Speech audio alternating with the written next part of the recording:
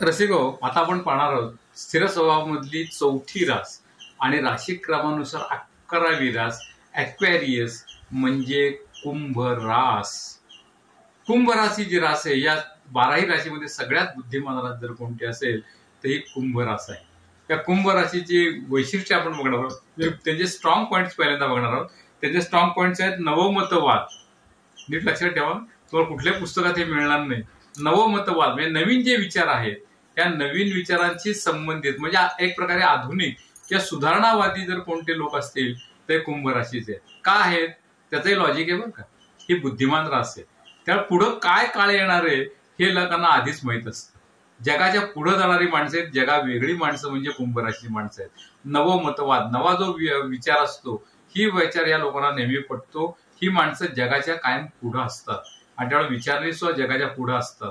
म्हणजे ज्या काळामध्ये म्हणायचे की जातीभेद पाळला पाहिजे, त्या काळात हे मंडळी म्हणायची जातीभेद पाळून चालणार नाही, स्त्री पुरुष भेद केला जायचा चालणार नाही, असं म्हणणारी सगळी सुधारक मंडळांच्या कुंडलीत तुम्ही पाहिलं तर कुंभरास तुम्हाला बलवान दिसेल का शनी खूप त्यांच्या कुंडलीमध्ये चांगला असेल. आणि दुसरी गोष्ट म्हणजे यांचा स्ट्रॉंग पॉइंट उच्चतम बुद्धिमत्ता. म्हणजे मिथुन, तूळ, कुंभ या तिन्ही बुद्धिमान राशी आहेत. कन्या राशीला सुद्धा मानलं जातं की तिच्याकडे प्रगल्भ बुद्धी आहे, पण तरी सगळ्यात बुद्धिमान रास जर कोणती असेल तर कुंभ रास आहे, कारण का त्यांच्याकडे उच्चतम बुद्धी आहे. हे दोन स्ट्रॉंग पॉइंट या राशीचे आहेत. पुढला आपण भाग होऊया. आनंदमय जीवन ज्यांना जर जगायचं असेल तर काही दोन दोष दूर केले पाहिजेत. ते दोन दोष कोणते आहेत तर थोडासा विक्षिप्तपणा या लोकांकडे असतो. अर्थात तो जगा वेगळी रास असल्यामुळे तो लोकांना वाटतो की हा विक्षिप्तपणा आहे. आणि दुसरा अलिप्त वृत्ती, जगापासून दूर राहायची वृत्ती या लोकांची जास्त असते. लोकांमध्ये लगेच मिसळत नाही. मी वेगळा आहे, मी जगा वेगळा आहे, मी अलिप्त आहे. अलिप्त मनोवृत्ती पण अभ्यास वृत्ती हा यांचा भाग आहे. आपण यांनी व्यवसाय कोणते करावेत ते बघूया. संशोधन संस्था, कुंभ राशी हर्षेलची रास मानली जाते. युरोपीय ज्योतिषी म्हणतात ही हर्षेलची रास आहे. आणि हर्षेल आणि शनी हे दोघांचं वैशिष्ट्य हेच आहे की संशोधन क्षेत्रामध्ये ही माणसं पुढे असतात, म्हणून कुंभ राशी संशोधकाची रास मानली आहे बरं का. पुढं हवाई अड्डे, कारण का ही वायुतत्वाची रास आहे, त्यामुळं विमानतळ वगैरे या ठिकाणी कुंभ राशीचा मोठा प्रभाव असतो. पुरातन वस्तू संग्रहालय, कारण का शनी हा जुन्या वस्तूंचा कारक आहे आणि म्हणून पुराण वस्तू संग्रहालयामध्ये या लोकांना नोकरी मिळू शकते किंवा पुराण वस्तू संग्रह करण्याची या लोकांची प्रवृत्ती असते. पुढे बघा, गॅस सिलेंडर, पुन्हा वायुतत्व आलं. श्रवण यंत्र, कानाशी संबंध शनीचा आहे का. शनी, बुध आणि शनी यांचा त्वचेशी आणि श्रवणाशी संबंध आहे. कुंभ राशीवरून श्रवण यंत्र पाहिलं जातं.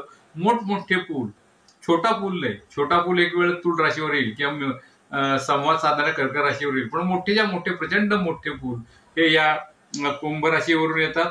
हवामान खाते, गूढ विद्या म्हणजे कोणत्या, तर ज्योतिषशास्त्रामध्ये या लोकांना चांगली गती असते बरं का. या एक तर बुद्धिमान असतात, गणित चांगलं असतं आणि त्यामुळं मगाशी म्हटल्यावर त्यांना बरोबर लक्षात येतं. आणि त्यामुळं गूढ विद्या जेवढ्या आहेत, अगदी केवळ ज्योतिष नाही, अनेक जगामध्ये अद्भुत विद्या आहेत, त्या अद्भुत विद्याचा यांनी अभ्यास केला तर ही माणसं त्यात पुढे जाऊ शकतात. तत्वज्ञान, जीवनाचं तत्वज्ञान सांगणारी ही रास आहे. म्हणजे एखाद्या माणसाच्या बोलण्यामध्ये तुम्हाला जीवनाचं तत्व कळत असेल तर लगेच लक्षात घ्या हा कुंभ राशीचा आहे. याच्या जीवनामधून एक वेगळं तत्व मला काहीतरी सापडलं, तुम्हाला ते मनोमन पटेल. या दृष्टीने तुम्ही लोकांकडे बघत जा. तत्वज्ञान ही अशी ही रास आहे. पुढे इतिहासाचं फार या लोकांना वेळ असतं, कारण का शनी हा प्राचीन गोष्टींचा कारक आहे. पुढे बघा, त्याचे प्राध्यापक सोय चांगल्या प्रकारे प्रसिद्ध होतात. अवजड यंत्र, कारण का अवजडपणा, बोजडपणा हा थोडासा शनीकडे आहे, त्या अवजड यंत्र यांच्याकडे असतात. आपण जी इतर स्वभाव वैशिष्ट्ये बघूया. ही मंडळी मानवतावादी आहे. आता तुम्ही म्हणाल मानवतावादी कशावरून, त्याला लॉजिक आहे बरं का. म्हणजे ते ज्योतिषशास्त्र, माझा जो ग्रंथ आहे मोठा 280 पानाचा, तुम्हीच पहा तुमची कुंडली तुमचे भाग्य, त्यात पहिलं प्रकरणच मी लिहिलंय, astrology is logic and not magic. ती जादू नाहीये. तर्कनिष्ठ विचार तुम्ही जो करतात त्यांना हे ज्योतिष जास्त सोपं जातं. यांनी या पुस्तकात लिहिलंय म्हणून मी असा विचार करतो असं नाही. तर काय आहे तर मानवतावादी का आहेत त्यावरून मी सांगतो तुम्हाला की 11वं स्थान जे आहे निसर्ग कुंडलीमधलं, ज्याला लाभस्थान म्हणतात, त्या लाभस्थानावरून मानवतावाद पाहिला जातो, समाज पाहिला जातो. या माणसाला समाजाची किती आवड आहे किंवा समाजाची किती तळमळ आहे. हा मानवतावाद जो आहे की केवळ मी या धर्माचा आहे, मी या जातीचा आहे, याच्या पलीकडे जाणारा जो विचार आहे मानवतावादी तो या कुंभ राशीकडे असतो. समाजाभिमुख ही रास आहे, परत लाभस्थान. मगाशी पहिल्यांदा नवमतवादी आहेत, संशोधक आहेत. थोडासा यांच्याकडे विद्वान असल्यामुळे, बुद्धिमान असल्यामुळे एक थोडासा दोष आहे, तो म्हणजे दुसऱ्याला अक्कल शिकवणारे असं आगाऊपणा बोलण्यामध्ये एक प्रकारचा या कुंभ राशी लोकांच्या तुम्हाला दिसून येईल का मी बुद्धिमान आहे म्हणजे जग मूर्ख आहे असा भाग असल्यामुळं थोडासा आगाऊपणा या लोकांच्या बोलण्यात असतो. संग्राहक वृत्ती, वेगवेगळ्या गोष्टी याच्याकडे संग्रह केलेले असतात. मग ते साहित्य असो किंवा इतर काही असो, संग्रह करून ठेवलेला असतो आणि तो सांभाळलेला असतो का. हे सगळ्यात वैशिष्ट्य. आपण जो लहानपणी हे खडे गोळा केलेत, हे गोळा केलेलं असतं, पण ही संग्रह वृत्ती आपल्याला नाहीशी होते. पण या लोकांकडे ते कायम मरेपर्यंत टिकते. पुढं आत्ममग्न आहेत, सिंह राशी सारखे स्थिर स्वभावाचे आहेत, थोडेसे अलिप्त आहेत आणि मुख्य म्हणजे निरुत्साही आहेत. का जगामध्ये चंद्र कर्क राशी उत्साही आहे आणि कुंभ रास थोडीशी निरुत्साही आहे की काय जीवनामध्ये आहे असा जो विचार थोडासा येतो, थोडासा निराशेकडे जाणारा किंवा थोडासा निरुत्साह यांच्या जीवनामध्ये तुम्हाला दिसून येतं. पण ही माणसं निरुत्साहासह मात करतात आणि कर्क राशीचा उत्साह घेतात. एखादी स्टेज त्यांच्या जीवनामध्ये येते तेव्हा ही माणसं थोडीशी निरुत्साही राहतात, कारण का जीवनात एक वेगळंच बाजू त्यांना पाहायला मिळते आणि तो थोडासा लहान कालखंड असतो.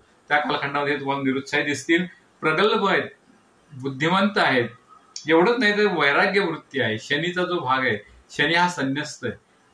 म्हणजे शुक्र हा ग्रह कसा आहे तर तो आरक्त आहे.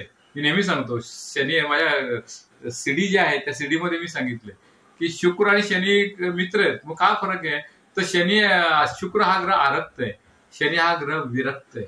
त्या विरक्तपणा ही या राशीला थोडासा जास्त आलाय कुंभ राशीला. आणि त्या विरक्तपणामुळे काय तर ही जगा वेगळी रास आहे. रंगुनी रंगात साऱ्या रंग माझा वेगळा आणि बुद्धिवान असल्यामुळे गुंतुनी गुंत्यात सारा पाय माझा मोकळा. तर अशा प्रकारची कुंभ रास आहे. गंभीरपणा तुम्हाला यांच्या या राशीमध्ये दिसून येईल. यांची स्वभाव वैशिष्ट्ये आपण पाहिली. आता सगळ्यात महत्वाचं आपण बघणार आहोत की या राशीमध्ये बुद्धिमान असल्यामुळे ही माणसं तुमच्या प्रश्नांना कधीही सरळ उत्तर देत नाही. ते आजोबा आपल्या नातूला म्हणले, काय रे तू नेहमी मन लावून अभ्यास करतोस. नातू नेमका कुंभ राशीचा. तो म्हणला, नाही आजोबा मी मन लावून अभ्यास करत नाही, मी नेहमी चष्मा लावून अभ्यास करतो. किंवा त्या बाईने एका त्या मोटरसायकल स्वारांनी त्या म्हातारीला विचारलं, का आजी ही वाट पुण्याकडे जाते. आजी नेमक्या कुंभ राशीच्या. त्या म्हणल्या, बिलकुल नाही, ही वाट पुण्याकडे जात नाही, ही वाट इथंच पडून असते, पण या वाटेने गेलं तर पुणे शहर येते.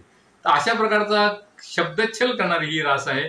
कुंभ राशीबद्दल मला आवडणारा राशी आहे ये सदाकत. ह्याचं वेगळे पण काही आहे कुंभ राशीचं. ये सदाकत, ये शुजावत. सदाकत म्हणजे सत्यनिष्ठा, मानवतावाद. ये सदाकत, ये शुजावत म्हणजे एक प्रकारचं सत्य सांगण्याचं धैर्य. ये शराफत, सज्जनपणा. ये खुलूस म्हणजे तुम्हाला हा शब्द तेजस्वीपणा या अर्थाने घ्या. सत्याला जो तेजस्वीपणा असतो तो याच्यात असतो. लगता है किसी और जमाने का बहार है तू. आणि म्हणून कुंभ राशी जगावेगळी रास असल्यामुळे त्यांच्यातली मला म्हणावंसं वाटतं की ये सदाकत, ये शुजावत, ये शराफत, ये खुलूस. लगता है किसी और जमाने का बहार है तू. मग या जगातला तू नाहीयेस, तू जगा वेगळा आहे. अशी कुंभ रास.